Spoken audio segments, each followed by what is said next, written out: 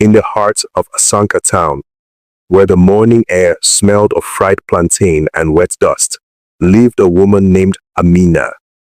Every day she stood by her wooden food stall, dressed in elegant African prints, bold Ankara wrappers, golden earrings that caught the sunlight, and headscarves tied so beautifully that even rich women envied her style. People said, Amina doesn't just sell food, she sells magic. By 6 in the morning, the queue was already long. Taxi drivers, bankers, students, everyone wanted Amina's stew. Her rice glistened, her meat melted in the mouth, and her soup had a smell that made stomachs grumble from a mile away.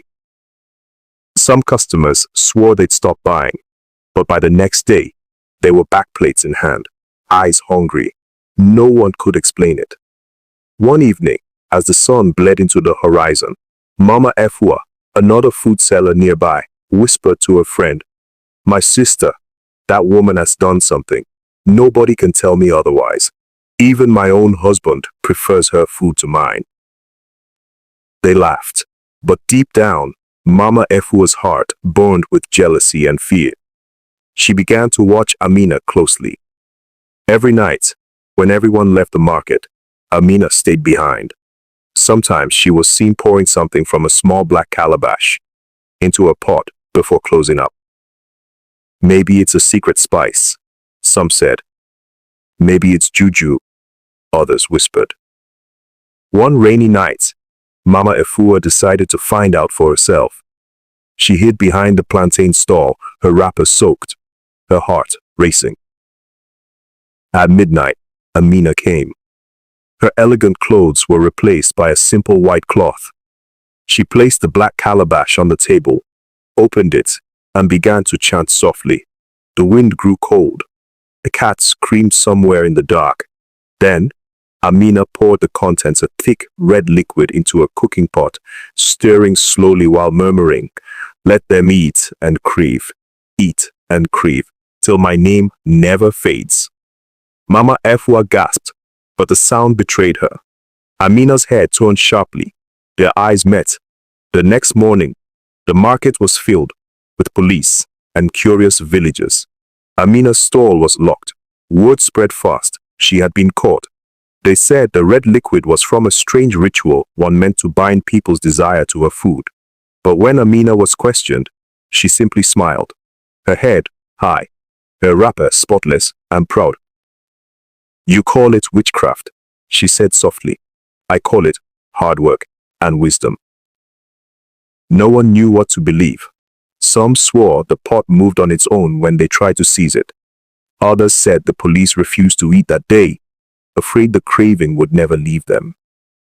A month later, Amina's stall was gone. The space stood empty, but sometimes, at dawn, people said they could still smell a stew in the air. And those who once ate from a pot, they still craved that taste, the one they could never find again. The market never felt the same after Amina's stall was closed. The laughter, the smell of pepper and smoke, everything seemed quieter, duller. People still walked past the corner where her stall once stood, but nobody wanted to set up there. They said the ground was cursed. Mama Efua became the new food queen of Asanka Town. Her jollof was good, her stew decent, but no matter how much salt, pepper, or spice she added, the customers never came like before. One morning, she looked at the long line at her stall, only 5 people, and sighed. "Amina may be gone," she muttered, "but her shadow is still cooking." That afternoon, a stranger appeared in the market. A tall man, dressed in a white kaftan, with dark glasses and a voice smooth like palm wine. He stopped in front of Amina's empty stall and looked around. "Where is the woman who used to cook here?" he asked a passerby. "She was taken," the woman said. "Police carried her away last month." The man nodded slowly.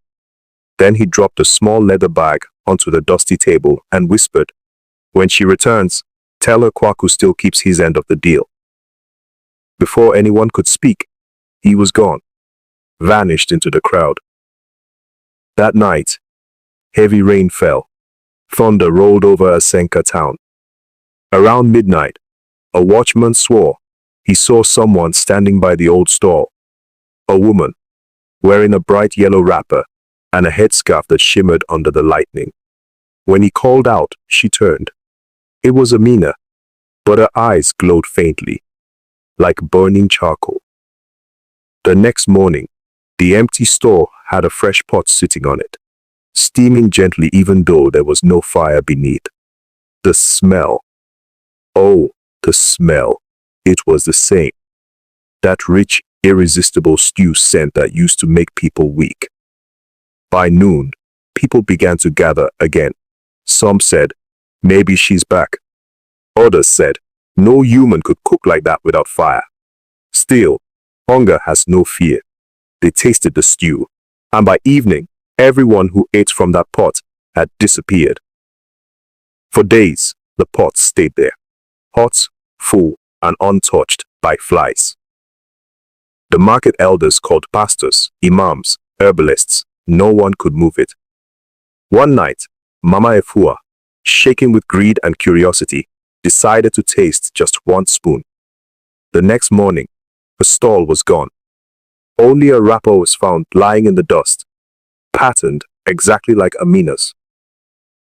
Since then, they say Amina didn't die or disappear. She simply moved her kitchen beyond the living world. Some nights, when the moon is red, people see a small flame glowing in the empty market square, and they swear they can hear the sound of a wooden spoon stirring slowly. Chop, chop, stir, stir.